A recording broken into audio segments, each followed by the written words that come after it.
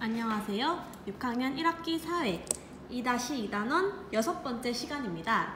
이번 시간에는 그 경제가 성장하는 과정에서 나타나는 문제점과 그를 해결하기 위한 노력을 알아볼 거예요. 우리나라의 급격한 경제 성장은 여러 가지 사회 문제를 가져오기도 했다. 첫 번째, 1960년대 이후 농촌 사람들이 도시로 많이 이동해 농촌의 노동력이 부족해졌다. 자, 이거를 이촌향도 현상이라고 합니다. 이촌향도 현상은 한자어인데요. 떠날 이, 농촌, 촌, 향할 향, 도시, 도 해서 농촌을 떠나 도시로 향하는 현상을 말합니다. 이해되시나요? 여기 설명을 간단하게 읽어볼게요. 우리나라는 1960년대 이후부터 시작된 급격한 도시화로 인하여 많은 사회 문제를 겪었다. 농촌에서는 어떤 문제가 있냐면요. 노동력이 없어지는 문제. 당연하겠죠. 사람들이 다 가버렸으니까. 그 다음 경지 이용률 하락. 농촌에는 농사를 짓는 땅이 있잖아요. 근데 사람이 없으면 그 땅도 버려지겠죠. 그 다음 사회적 휴경지의 발생. 사회적 휴경지라 하는 건 쓸 수 있는데 충분히 좋은 가치를 가진 땅인데 농촌이라는 이유만으로 버려져서 방치되는 걸 말해요.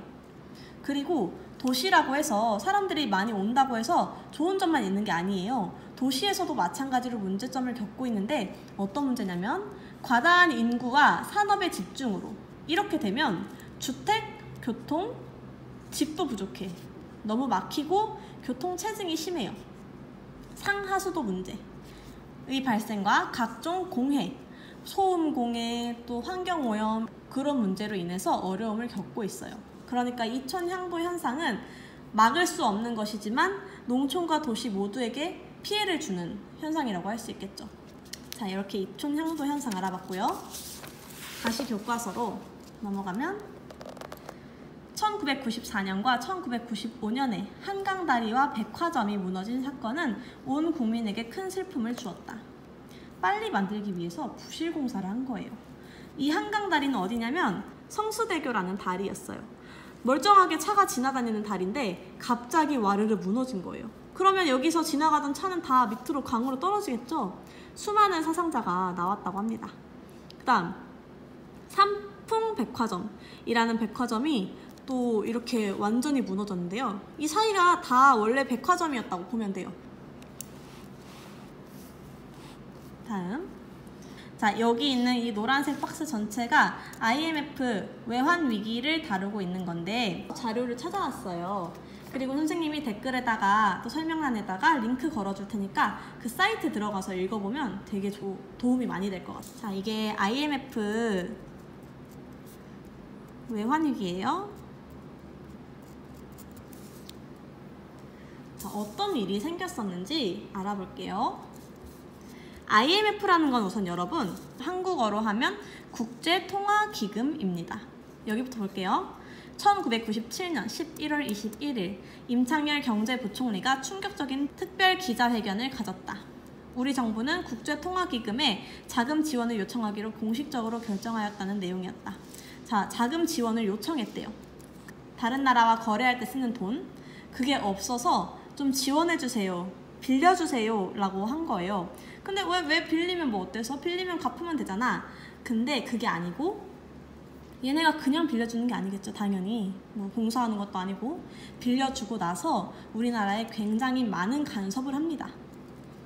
뒤이어 12월 3일 우리나라는 IMF로부터 210억 달러의 구제금융을 승인받았다.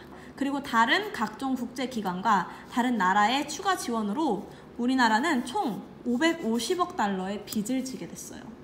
여기 있는 1,500달러 플러스 지금 빌린 거예요. 빌린 거 550억 달러를.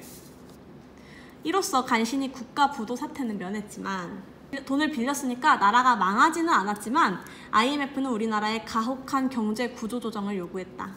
구조조정이 뭔지 밑에서 알아볼게요. 밑에 자세히 설명돼 있어요. 기업들이 무너지고 기업이 망하는 거죠. 은행들이 도산했다. 은행도 망하는 거예요. 수많은 주식들이 휴지 조각이 됐고 주식 그때 이전에 경제 설명할 때 했었죠?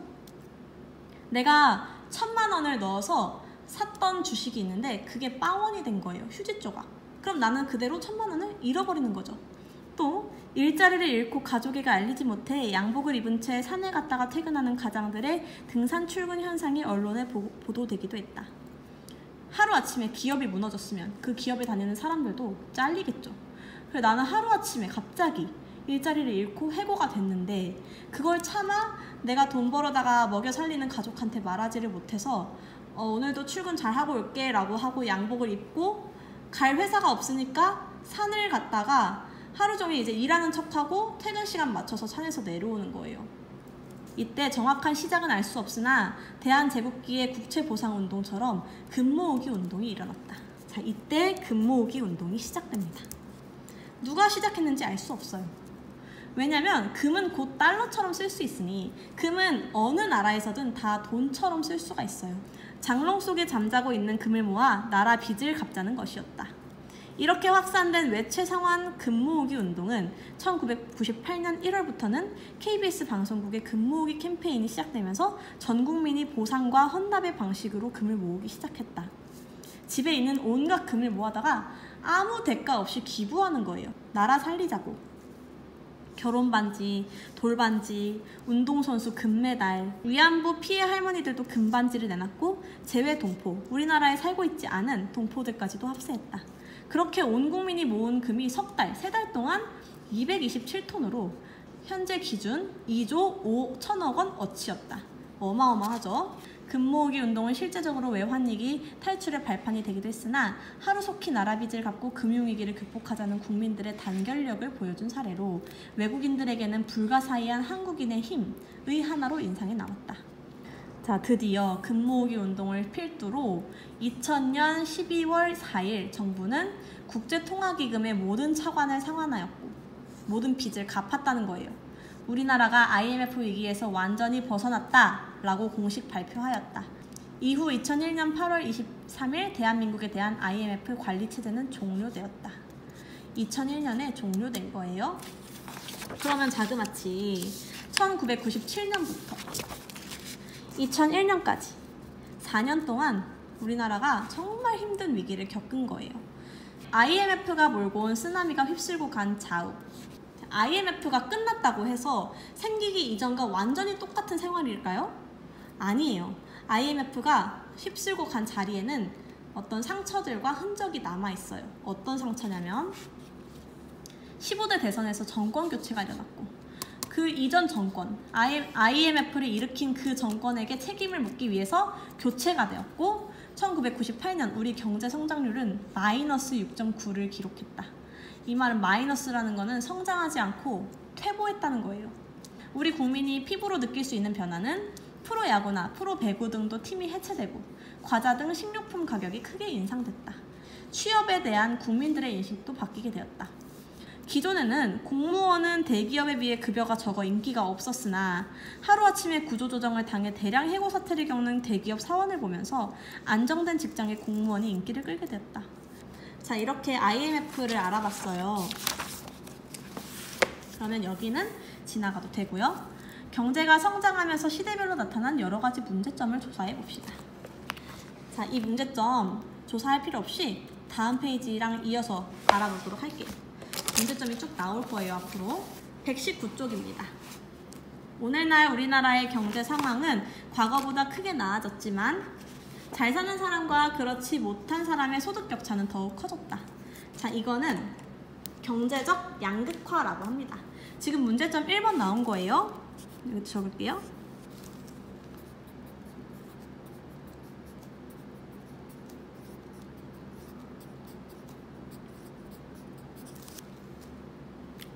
자, 경제적 양극화가 뭐냐면 잘 사는 사람과 못 사는 사람의 돈 버는 그 격차가 점점 커지는 거예요.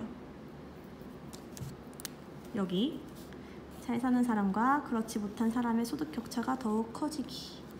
이에 따라서 노인과 장애인, 실업자 등 사회적 약자, 힘이 없는 사람들을 위한 제도와 정책이 더욱 필요해졌다. 자, 이런 제도와 정책이 어떤 노력으로 나타나는지 여기 나와 있어요. 무료급식소. 무료급식소는 어떤 시민단체들에서 봉사를 하는 거예요. 여기 보면 복지 정책을 위한 여러 법률 제정. 자, 법률 제정은 어디서 하는 걸까요? 1단원에서 배웠는데 대단원. 그쵸, 국회에서 하는 거였죠. 자, 여기는 또 정부네요. 정부의 생계비, 양육비, 학비 지원. 여기는 이제 딱 그림을 보니까 한부모 가정인 것 같아요. 근데 한부모 가정에서도 이 아이들이 공부하는데 또 잘하는데 먹는데 걱정 없게 할 수 있도록 정부에서 돈을 지원해 주는 겁니다. 다음 페이지. 경제 상황이 좋지 않으면 실업자, 그러니까 직업을 잃은 사람이 증가하기도 하고 근로자와 경영자 사이의 갈등이 확산되기도 한다. 자, 이거는 뭐라 그러냐면 2번 문제 나왔어요. 이거는 노사 갈등이라고 합니다. 노사에서 노자는 노동자 할 때 노자고요. 사는 회사 할 때 사자를 써서 그야말로 근로자가 노, 경영자가 사. 그래서 노사 갈등이라고 합니다. 일자리 늘리기는 누가 노력하는 거겠어요? 네, 정부가 노력하는 거겠죠. 근로자와 기업 경영자의 갈등 해결. 이건 이제 기업 안에서 근로자와 기업 경영자가 대화로 좀 합의점을 찾아보려고 서로 노력하는 거고요. 다음. 급격한 경제 성장으로 우리 주변의 환경은 급속도로 오염되었고 에너지 자원 또한 매우 부족해졌다. 자, 3번 나왔습니다. 이거는 환경 오염 문제겠죠?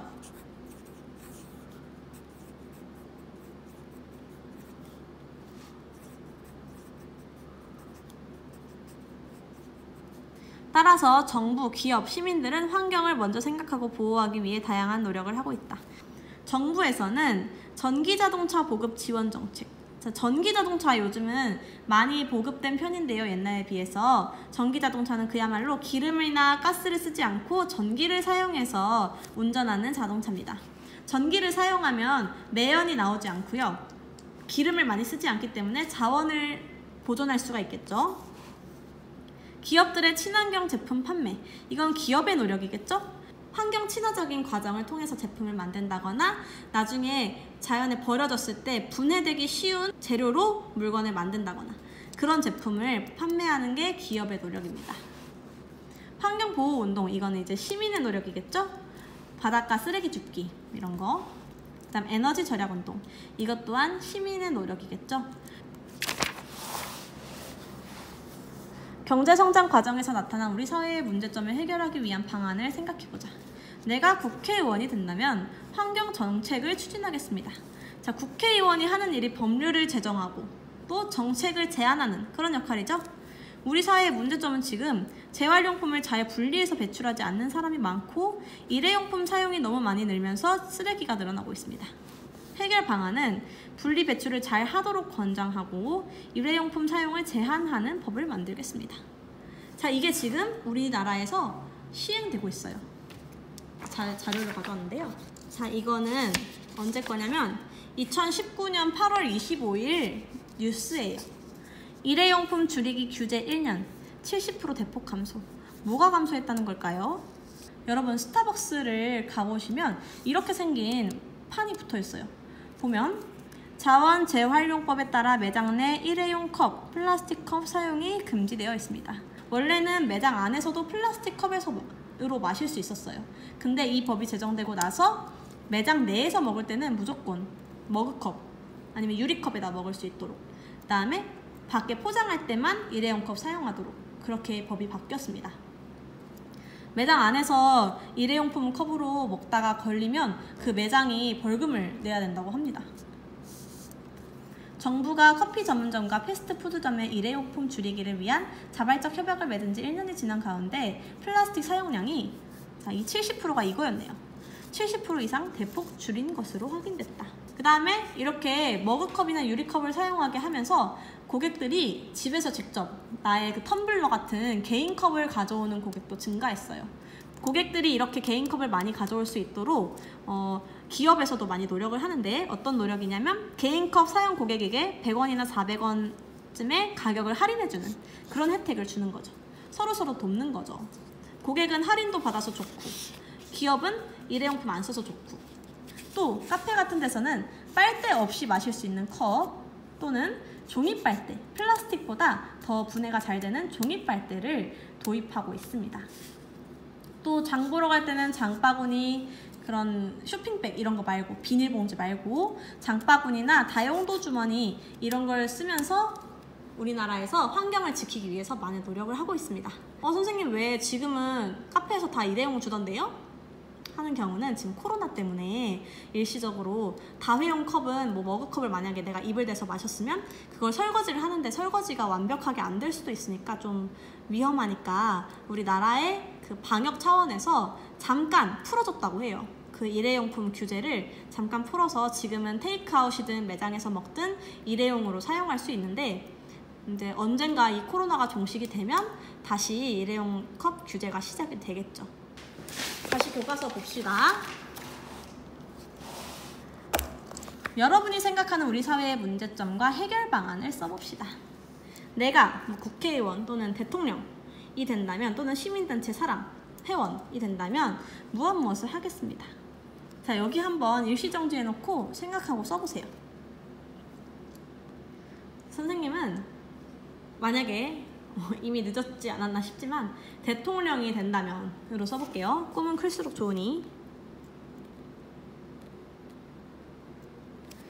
내가 대통령이 된다면 지금 선생님은 환경오염 문제를 좀 선택할게요. 여러분은 환경오염이나 아니면 노사 갈등 또는 경제적 양극화, 이거 3개 중에 아무거나 선택해도 됩니다.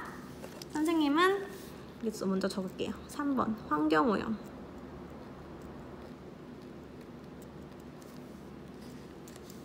내가 대통령이 된다면 전기자동차를 더 많이 사람들이 살 수 있도록 지원을 할 거예요.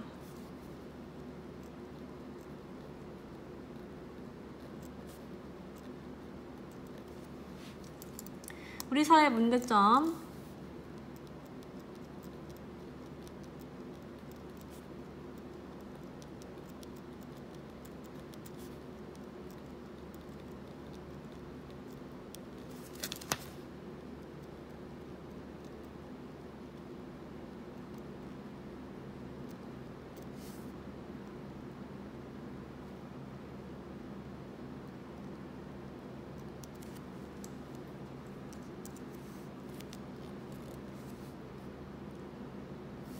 자, 이런 문제점을 적을게요.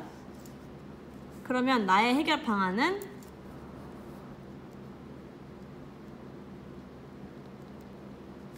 전기 자동차를 많은 기업에서 개발할 수 있도록 지원을 할 거예요. 인력이나 돈 같은 걸.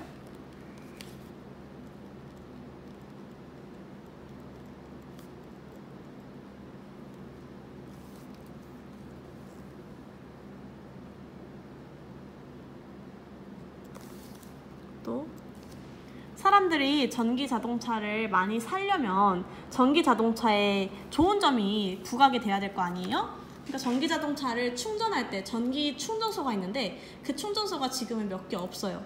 그러니까 사람들이 충전하기가 까다로우니까 잘 안 살라고 하고, 그러니까 충전소를 좀 전국적으로 확 늘리는 거죠.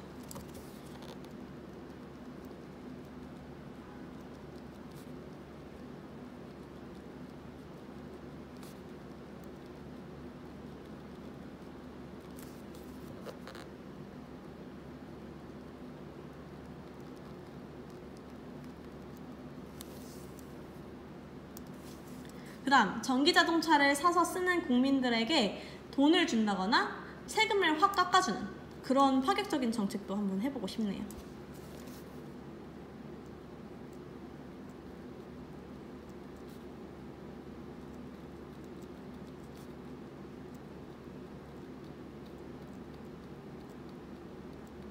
지금도 아마 시행되고 있을 수도 있어요.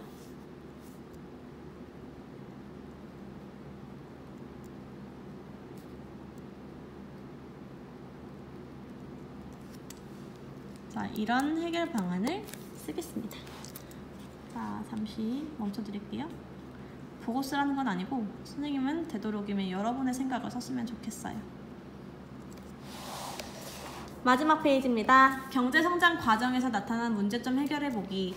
여기 생선 뼈다귀 같은 모양이 있는데요. 사회의 문제점을 해결하기 위해 우리가 할 수 있는 일을 정리해 봅시다.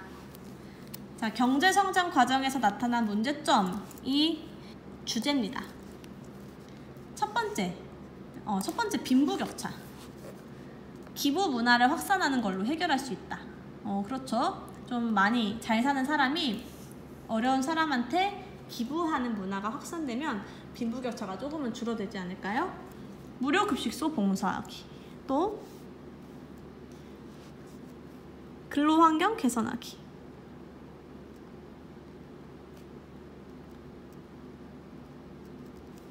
좋은 일자리를 제공하는 거죠. 두 번째, 노사 갈등. 대화로 해결하기, 근로자의 입장 생각하기. 또 어떤 방법이 있을까요? 이제 근로자가 요구를 할 때, 또는 경영자가 근로자에게 요구를 할 때 서로 내 입장만 생각해서 말도 안 되는 요구를 하는 것보다는 상대방의 입장을 고려해서 요구하는 거죠.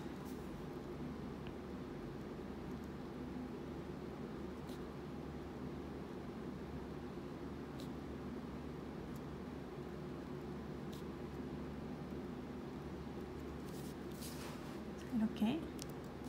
다음, 자원 부족.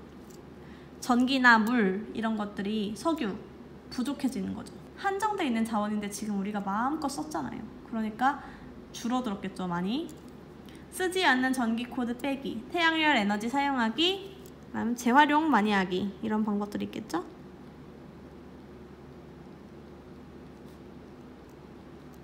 여러 번 쓰는 거죠, 여러 번. 마지막, 환경오염, 일회용품 사용 줄이기, 가까운 거리는 걷기. 또 뭐가 있을까요?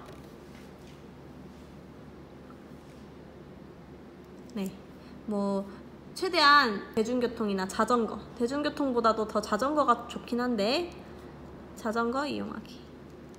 자전거는 매연이 안 나오니까요. 이거는 이제 왼쪽에 자원 부족이랑도 연결이 되는 해결점일 것 같아요. 또 그 기업의 공장 좀 규제, 환경 규제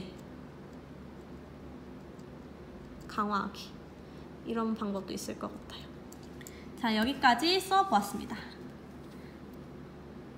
공책 정리하고 마무리할게요. 자, 총 3가지 문제점이 있었는데, 첫 번째, 빈부격차가 커지는, 그렇죠, 경제적 양극화 문제. 두 번째, 무슨 갈등?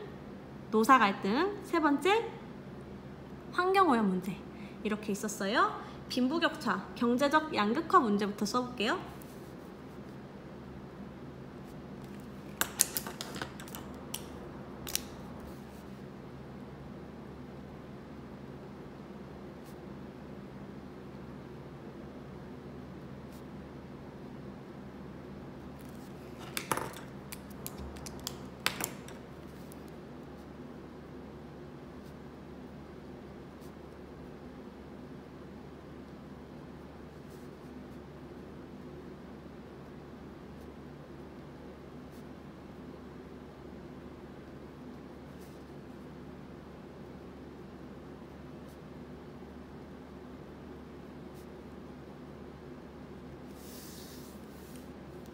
경제적 양극화를 해결하기 위한 노력에는 3가지 방면의 노력이 있었어요. 누구가 각각 노력을 하는 거.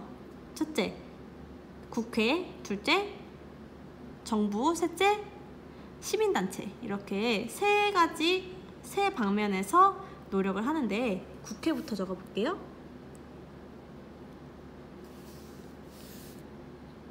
국회는 법을 제정하는 기관이니까 여러 복지 정책을 법률로 정하려고 하겠죠.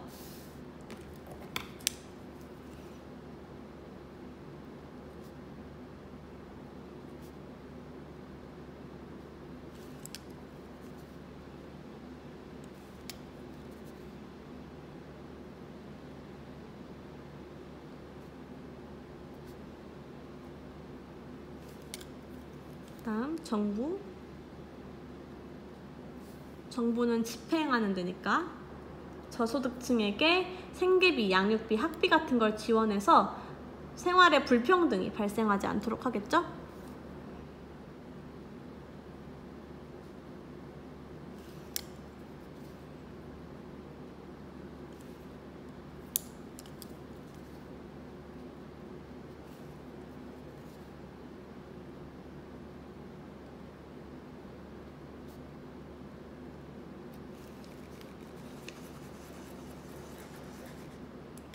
셋째 시민단체.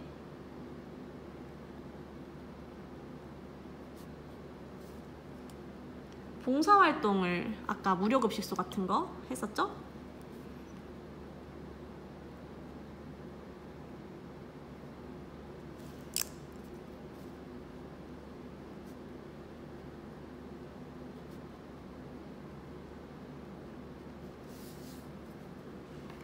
자, 두 번째 문제점 뭐였나요? 노사 갈등.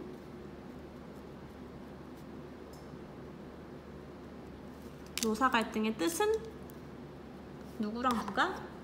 근로자와 경영자가.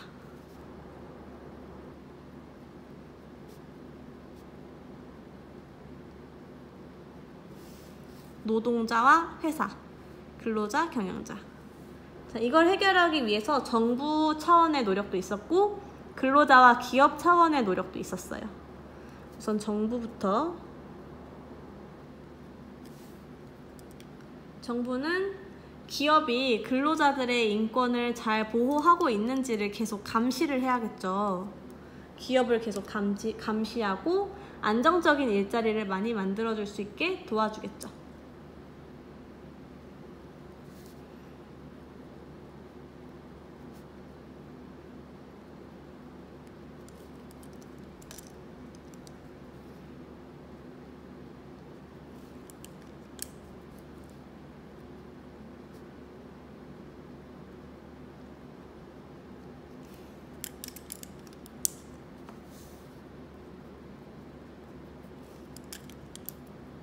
또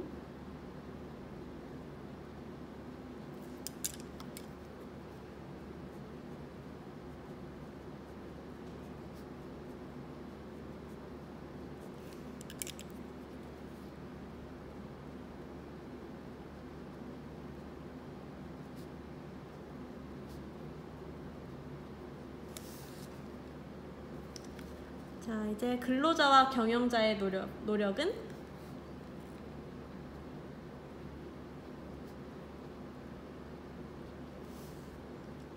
이해와 양보의 자세로 서로 대화를 통해서 갈등을 해결하려고 하겠죠?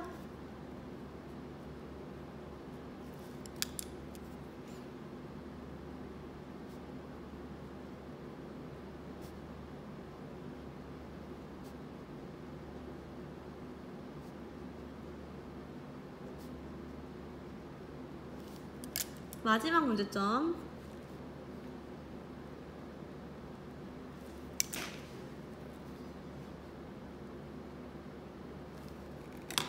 환경오염.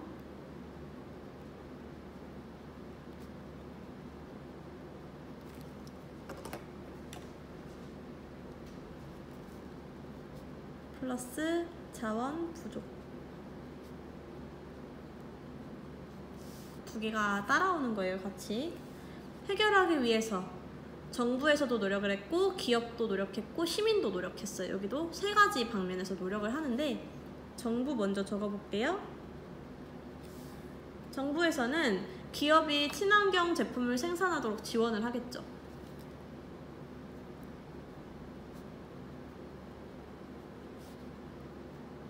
기업에서는 정부의 지원을 받아서 친환경 제품을 개발하고 판매하겠죠.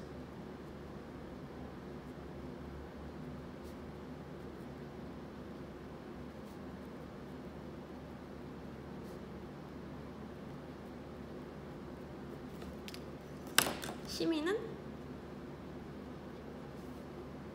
에너지 절약 운동이나 환경 보호 운동.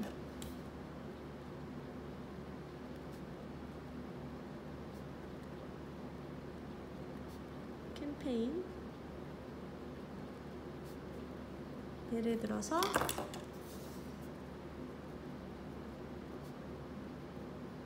에너지 절약이나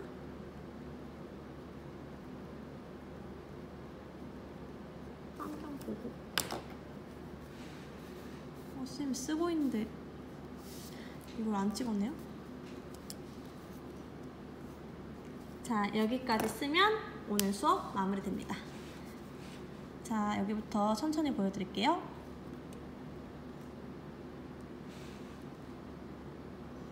이렇게 세 가지 문제점과 그걸 해결하기 위한 노력을 알아보았습니다.